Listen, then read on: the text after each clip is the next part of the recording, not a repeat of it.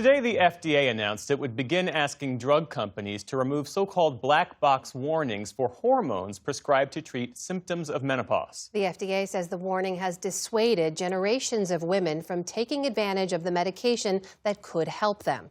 Ali Rogan digs into the details. That's right. Companies added this warning in the early 2000s, following a claim from researchers in a large women's health study that the drugs carried an increased risk of breast cancer. Many experts say that risk does not exist for many menopause hormone therapy candidates. To help explain today's announcement, I'm joined by FDA Commissioner Dr. Marty Makary. Commissioner Makary, welcome back to the NewsHour. Good to be with you. Thank you, Ali. Why is the FDA making these label changes? Well, the fear machine that started 23 years ago with this tragic, misinterpreted study and the results has resulted in a distorted perception of risk. And about 50 million women since that time have been denied, never offered, or convinced out of hormone replacement therapy, including all of its short-term and long-term benefits. And some of those benefits are profound, including reducing the risk of cardiovascular disease and heart attacks. That's the #1 cause of death in women. And no study subsequently has ever found, no clinical trial has ever shown that the risk of breast cancer mortality is increased with hormone replacement therapy. So women deserve all the facts, and women's health issues have historically not gotten the attention they deserve. In this administration, we are working hard to make sure issues of women's health get the attention they deserve. Now, in terms of the perception of risk, I want to break it down. There's two types of estrogen, broadly speaking. There's local, which can be a cream. It's applied directly to an area. And then there's systemic, which takes the form of a pill or a patch and works its way through the bloodstream. This announcement today is going to apply to label changes for both. Some experts say that that is too broad of a move because the risk-benefit ratio for systemic estrogen is a little bit more nuanced than that for local, and that actually these two types of estrogen should be classed completely differently. How do you respond to that? Well, that's right. Tragically, the black box warning was placed on all estrogen products, be it local or systemic. Now, for the systemic estrogen products, there is an important nuance that will be in the package insert, and that is if you start it more than 10 years after the onset of menopause, that risk-benefit ratio inverts, and most doctors do not prescribe it after age 60 or after 10 years after the onset of menopause. And that's an important distinction because maintaining a continuous level of intrinsic estrogen or exogenous estrogen through these hormone replacement products is probably critical to maintaining a high level of nitric oxide that keeps the blood vessel wall soft and healthy. And that may be why we see such a dramatic drop in heart attack rates long term. In one study in Circulation from 2 years ago, a 48% decline in heart attacks that were fatal and a 30% decline in all-cause mortality. Also, a significant reduction in the rate of bone fractures later in life and a reduced rate of cognitive decline. Those are the long-term benefits on top of alleviating the short-term symptoms of menopause, the hot flashes, night sweats, mood swings, and weight gain. Right, and there's broad agreement that all types of estrogen do affect the side effects of menopause, but some experts will point out that the preventive elements of it are less well established. There are certainly studies that point to it being indicated. There are some that point against it. So what do you say to folks who say that why not just put the applications where there is the clearest evidence? Why not highlight those and not the other ones? Look, there's an old guard in the medical establishment. They got hormone replacement wrong. They created the fear machine.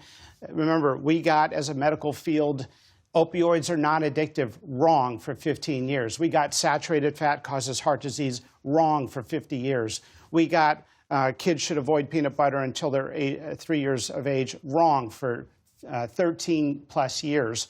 And so the groupthink really got this so tragically wrong. This is maybe one of the greatest mistakes in modern medicine. The data are overwhelming. The systemic meta-analyses are in. They've been published. Women who are treated by OB/GYN doctors who are more comfortable understanding and prescribing hormones in women, they have been really at the forefront of the correct understanding of the literature. But there's an old guard dogma that lingers. And if you talk to primary care doctors today, some of them will still say, I don't ever prescribe it because of that breast cancer risk, even though no clinical trial has ever found an increase in breast cancer mortality.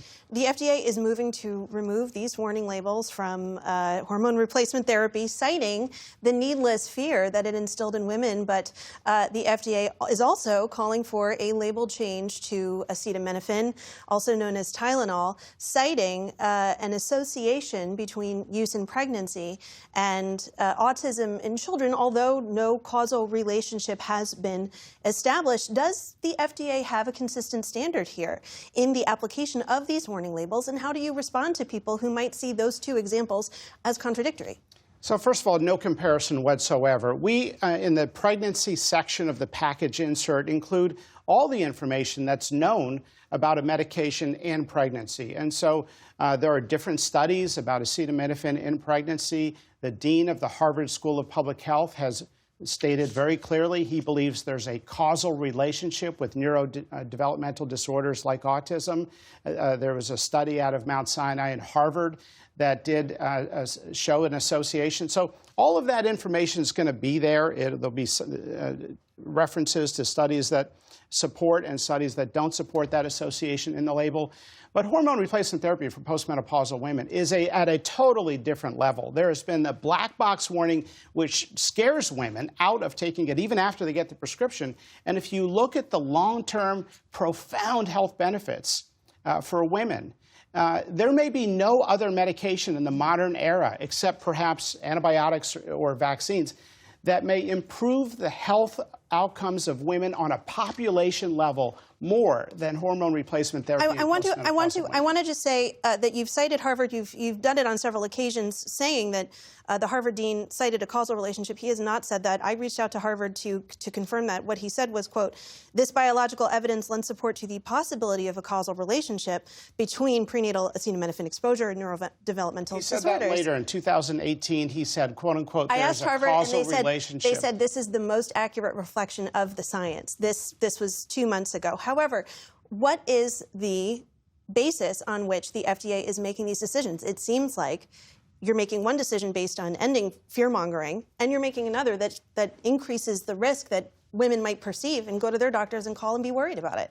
Well, over 20 studies have shown an association, and the dean of the Harvard School of Public Health, and this is important to get this correct, has stated that there is a causal relationship. He has not. Now, you can call the communications office at Harvard, and they'll tell you some party line, but we'll send you the reference, and it is a very clear statement in 2018. I can read it to you now if you give me 30 seconds to pull it up, but he has said there's a causal relationship. Once it was said recently, then he ran for the hills and was hiding behind a fig leaf and had no public statement except the generic statement that you're reading. So look, I don't know whether or not there's an association, but he clearly is on record saying there is, and he was one of the authors of the Mount Sinai Harvard study that said there is a relationship, an association between prenatal acetaminophen and neurodevelopmental disorders. Well, the hormone replacement therapy announcement was changed because of the warnings of one doctor with the Women's Health Initiative, and now you're citing one man in making the acetaminophen reference. FDA Commissioner Dr. Maureen Makary, thank you so much for joining us. Thank you.